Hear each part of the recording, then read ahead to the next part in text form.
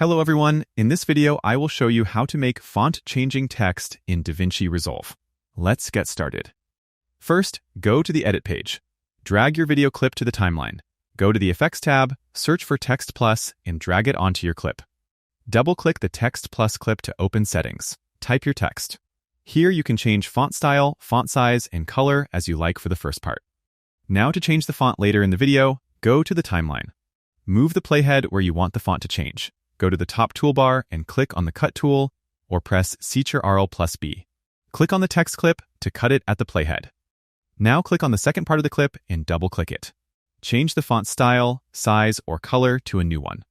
You can cut the text clip into multiple parts and change different fonts in each section. After making all changes, play the timeline to see the text changing fonts. That's it. This is how you can make font-changing text in DaVinci Resolve. If you found this video helpful, don't forget to like and subscribe for more easy tutorials. Thanks for watching.